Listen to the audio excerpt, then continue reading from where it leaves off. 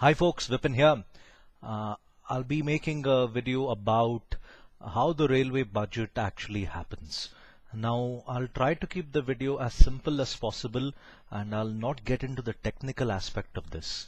And when I say the technical aspect, I mean I'm not going to talk about whether the budget was a good one or a bad one. That opinion's kept aside, and I'll not even consider the actual way in which the railways in fact makes money, all that. I'll not get into too much of the details. So let me first tell you in fact why the railway budget is done first, and then you have the financial budget, the fiscal budget that actually happens. Now that's a tradition that we've been following ever since the British established the railways in India. Now, apart from tradition, another reason why we actually do that is because the sheer size of the railways itself requires us to have a separate budget for this institution. So you can imagine how gigantic this institution actually is for it to have its own separate budget. Now, yesterday Sadananda Gowda said that there are about 10 lakh plus employees who are hired in the Indian Railways. Now, 10 lakh employees is a lot, and the railways as an institution caters to more than 100 crore people in this country. Because of this vastness of this institution, it's quite sensible to have a separate budget where you go about allotting the necessary resources through this budget. Now, let me tell you how the budget actually gets designed. Okay, so I'll consider this from Bangalore point of view. Since I am from Bangalore, I'm sorry I have to be partial towards my city. So you have a system which is called Management Information System.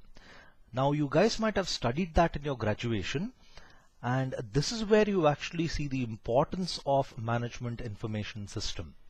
Now, when you talk about Management Information System, it refers to how a manager, or in this case a minister, okay, is going to go about getting resources or getting information from the different sources.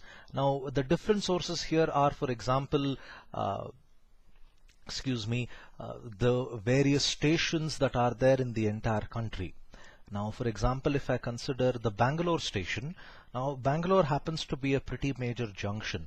So the divisional head here will file reports where he'll go about talking regarding the number of people who come, okay, the number of trains which are actually required, the requirement and improvement of facilities.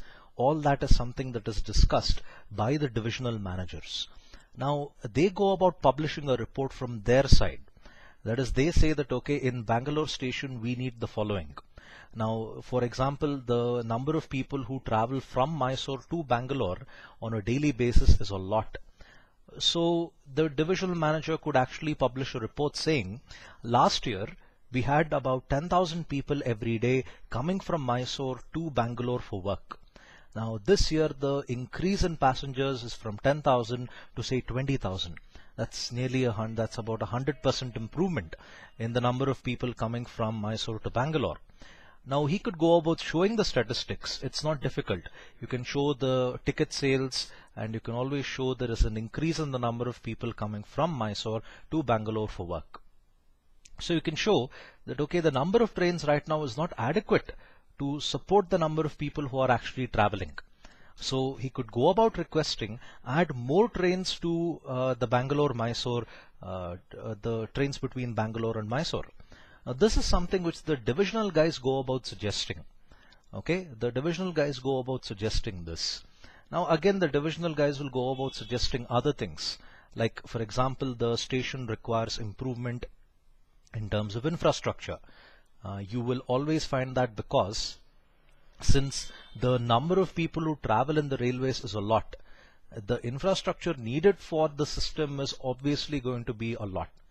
So by looking at the number of passengers who commute every day, you can always map out what is the infrastructure requirement.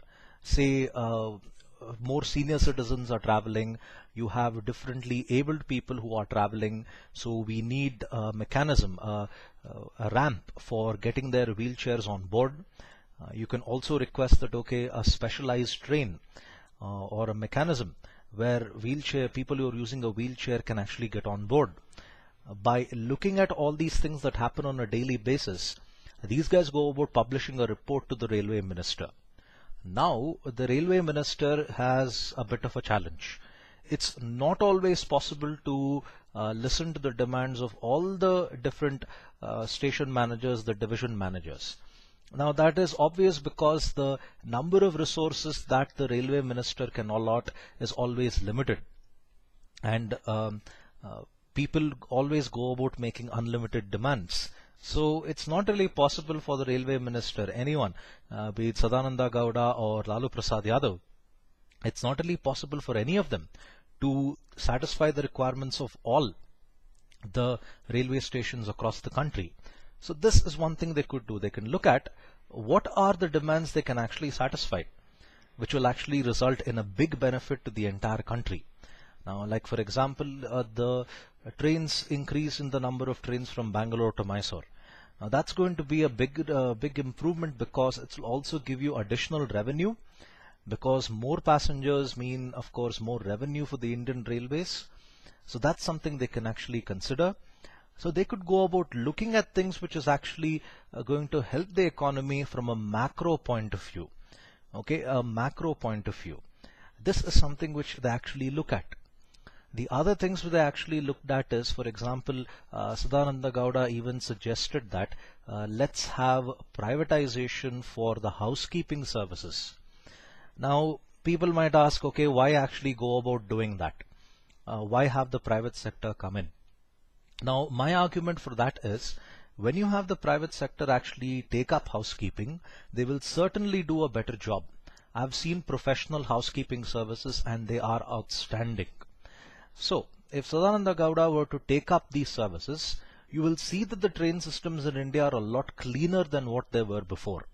So that could mean the number of people who are interested to travel in the railways will be a lot more. Many people, including myself, don't like to travel in trains because of the cleanliness factor that comes there. Now, because of this, I and many others are not using the railways. But if they were to be clean, certainly I would also become a customer for the Indian Railways, a passenger on board the Indian Railways. This is how they go about designing that budget. They look at the various sources where you can actually improve your revenue. And in order to go about improving your revenue, actually need to go about making investments. So you add cleanliness there, more people will come. You add security factor, more people will come. In fact, a lot of ladies refuse to travel in the railways because of the lack of security that is there. And I don't blame them. So there is a big market which you are not actually looking at from this. Now, this is what they actually consider.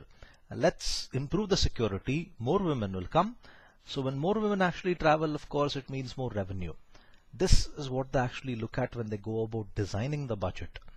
The other things that they consider, like for example, Wi-Fi, for example, having a food court in the railway station, all that is going to boost the tourism revenue for this country. You will have a lot of people, techies, foreigners who would be interested to use these benefits like Wi-Fi in the train. Now, when they go about using this, that's going to add to the revenue of the Indian Railways. This is how they go about designing some of these interesting things in the railway budget. So I hope you found this video helpful. If you have any queries regarding this, do let me know.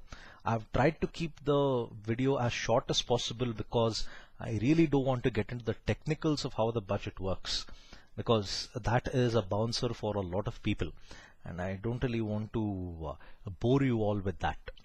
So thank you for your time. Have a nice day. Bye.